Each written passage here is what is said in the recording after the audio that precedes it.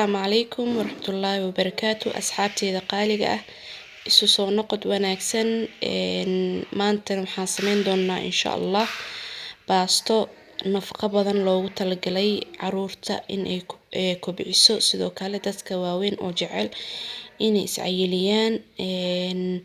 insha Allah baastadan sidoo kale waxay u fiican tahay dadka iskaabulada hadii ahaan lahaayeen gabdhaha wax baranayo oo jaamacadaha dibadda ku jiro oo mashquulsan ama wiilasha mashquulsan oo iskaabulada oo jaamacadaha dibadda wax ka baranayo oo wax cunto u kariye jirin aad ay u fududahay waana arki doontaan waxyaabaha aan u baahanahay markuu ugu horeyso dabka waxaa saaranaynaa digsi saliid yar ayaan ku shubay saliidaas waxa ugu talagalnay dalac baastadan aad ay u fududahay waana nafaqo badan tahay saliidan markay noo soo yaro kululaato waxaa ku darsan doonaa basal 3 xabo oo aan soo yaryareynay insha Allah waa tasaa basasheena hadda ayaan ku darayaa waa 3 xabo oo basal oo zaid aan u soo yaryareynay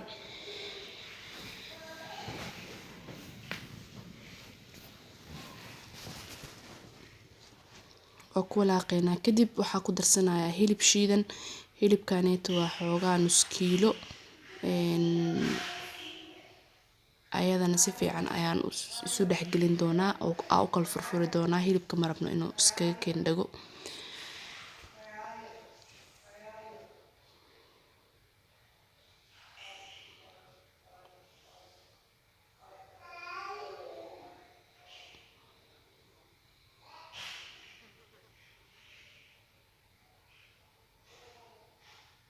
waxaan hadda ku darayaa 5 xabo oo heel ah waxaan rabnaa baasta caraf badan oo insha Allah cajiib ah inay meeshaas ka soo baxdo iyo sidoo kale filfil hadii aad jeceshahay waa ku darsan kartaa xawaaji kaari laakiin waxa kugu la talin lahaa baastadan inaad ku darsanin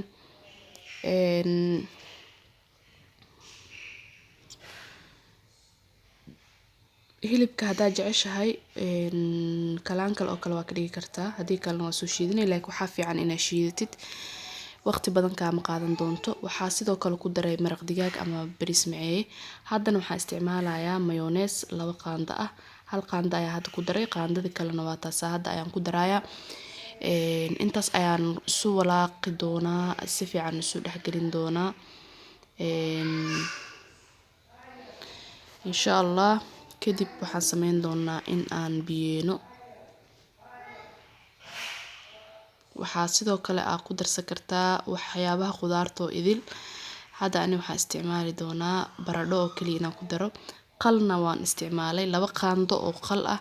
baradhadeedana ayadana waa 3 xabo oo baradho ah oo ayadana aan soo yareeyay baradhada iyo basasha mar walba waa isla eg basashii 3 ay ahayd baradhadana waxa waay 3 waa taas ayadana si fiican u dhexgelin doonaa waxyaabaha kale ee khudaarta hadee noqoto bocor iyo bataati waa ku darsan kartaa haddana waxaa ku biyeenayaa ama ku shubayaa galaaska weyn ee biyaha oo aad u buuxo oo 4 galaas ah kii saddexaad aan maraya kii ugu dambeeyna waa kaasa waa 4 galaas oo biyo oo aad u buuxo intaas marka ku biyeeyo waxaa ku darayaa 2 qaando oo bur ah 2 qaando oo bur ah ayadana si fiican ugu qasayaa intaas marka isku qaso dabka waa dabooleena waxaan sugeynaa inay biyaha noo soo karkaraan waxaan rajeyn doonaa baastadan si fiican ina u fahamteen aad ay u fududahay aad ayayna u macaan badan tahay una nafaqo badan tahay wax fudud isla markaana macaan waqti badanna aan ka qaadaneynin nafaqo badan masha Allah waxaan rajeynayaa inaad sameysan doontaan aadna ka faa'iideysan doontaan siiba waxaad kula talin lahaa ilmaha yaryar in loo sameeyo aad ay u jecel yihiin wayna ka heli doonaan biyihii markay noo soo karkareen waxaa ku daray hadda kabsar iyo toon biyaha markay soo karkaraan ayaa ku darsanaynaa kabsarta iyo toonta haddana waxaan ku darayaa baasta macaroni mid cidida ah hadii aad jeceshahay baastada kale ee macaronida ah waa isticmaali kartaa hadba taa haysatid oo macaroni ah waxaa hadda ku darayaa 2 bac waaye waxaa isticmaalayo oo macaroni ah waa la fahmaa u maleynayaa laba bac oo baasto marka isticmaaleyno 4 koob oo biyo dabka u saarnay oo zaaid u buuxbuuxaan. Haddii hal bac aad isticmaaleysidna 2 koob oo biyo oo zaaid u buuxbuuxaan waay. Waxaan sidoo kale kuu sheegayaa marka biyaha iyo baastada aan si fiican hadda isu dhex gelino waa ujeedin biyihiisa kama badna baastada wayna muuqdaan biyihii, laakiin waxaa sameyn doonaa dabka inaa zaaid iskaga gaabino. Siiba haddaa gaas isticmaaleysid dabka zaaid u gaabi. Waa kuu sheegay haddana mar labaad oo kugu soo celinayaa. Haddii aad dabka iska gaabinin waxay noqon doontaa baastada inay ciyow biyahaas ay ka baxaan, baastadina aysan kuu bislaanin. Marka waxaan kugu rajeynayaa inaa baastada dabkeeda zaaid iskaga gaabsid. Haddii aad isticmaaleysid dhuxushane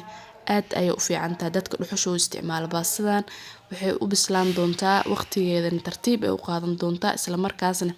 dheecaankaas yar iyo waxaas tartiib isku soo gali doonaan. Baastada xogaa yar markay soo yar bislaato oo biyaha ay gursatay, biseel yarna u dhiman yahay oo qoyaan yar uu ku jira, waxaa korka kaga shubeynaa ama aan ku dari doonaa jiis. Waa ujeedin jiiskiya korka ugu shubaaya, waan dhex gelin doonaa insha Allah. Waa markay baastada biyihii yara gursatay oo bislaanshaheedana oo in yar uu kaga dhiman yahay, wax yar markay u dhiman yihiin ayaa maxay ahayd jiista ku dari doonaa. Ama haddii kale markaa ka soo dejin rabtid oo laastiga aad maraysid markaasna waa ku darsan kartaa. Waan dhex geliyay waa ujeedin intaas yar marka aan si fiican u dhex geliyo waxaa u dhiman oo kaliya inaan xogaa yar ku yara huurino ama aan yara sugno in yar. Insha Allah kadibna baastadeena waa inoo diyaar.